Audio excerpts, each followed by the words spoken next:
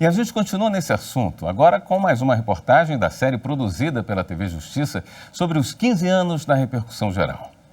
O Supremo Tribunal Federal julga temas relevantes e de grande impacto para o país. Sistema de cotas, fornecimento de remédios e vacinação de filhos estão entre eles. As teses firmadas pelo STF em casos com repercussão geral reconhecida têm efeito multiplicador. As decisões servem de guia para todo o judiciário brasileiro.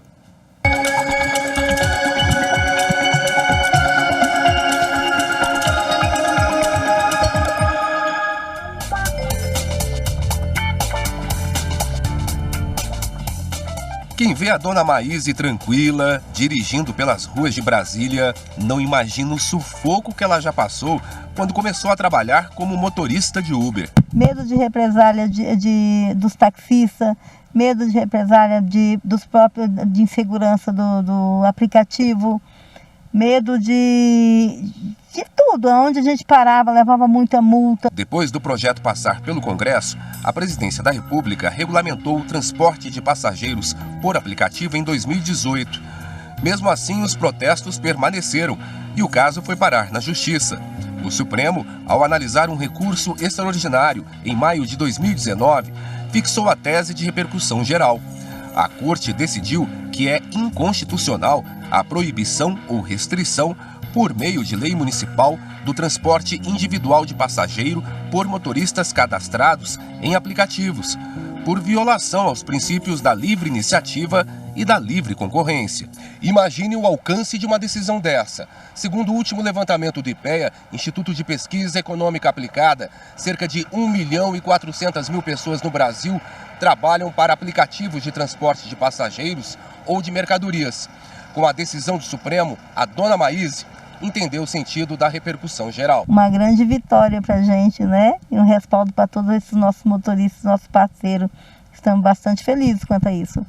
Quantos motoristas, quantas pessoas não foram beneficiadas, não é mesmo? Milhões. Eu te falo que milhões. Não é mil, não. São milhões.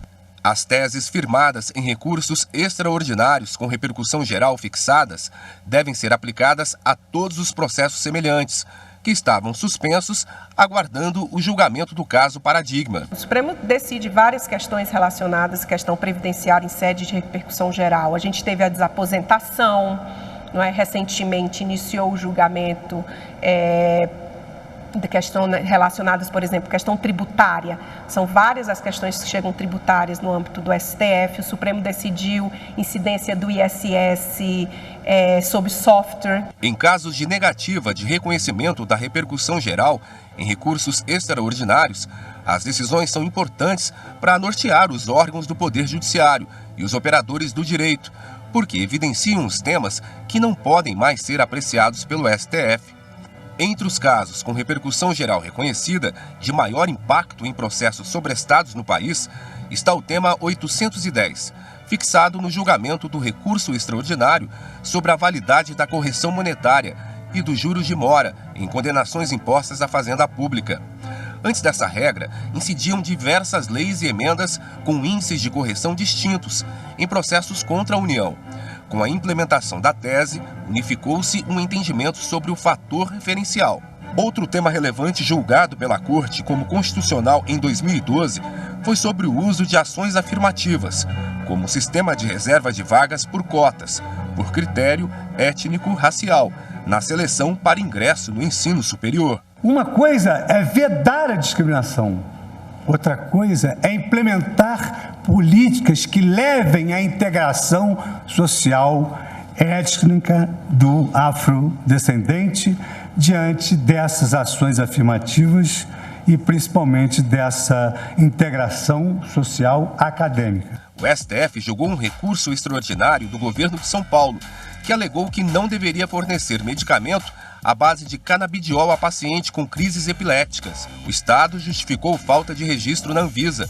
O Supremo fixou o entendimento de que é dever do Estado fornecer medicamento imprescindível para tratamento, que, embora sem registro na Anvisa, tenha sua importação autorizada pela agência. Outro caso de destaque em 2020 foi o julgamento do recurso extraordinário com agravo, que pretendia desobrigar pais de vacinarem os filhos com base em convicções filosóficas, religiosas, morais e existenciais.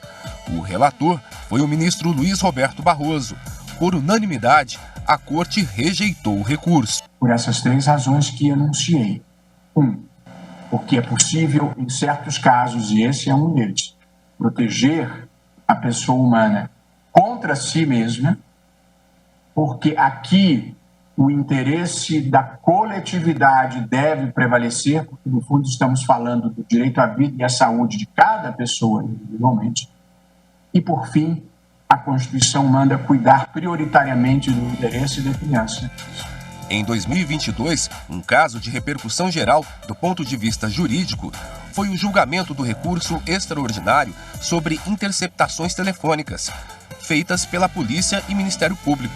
Os ministros entenderam pela validade das renovações das escutas, desde que demonstrada a necessidade da medida na investigação e diante de elementos concretos, ficando proibidas motivações padronizadas ou reproduções de modelos genéricos, sem relação com o caso. À medida que o Supremo, órgão de cúpula do Poder Judiciário, fixa teses em recursos extraordinários com repercussão geral reconhecida, o efeito é multiplicador.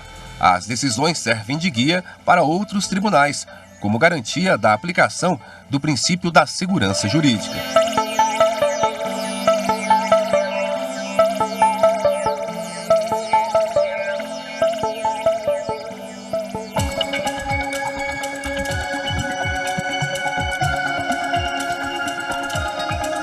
Amanhã, na última reportagem da série, você vai ver como o Supremo investiu na divulgação dos processos relacionados à repercussão geral.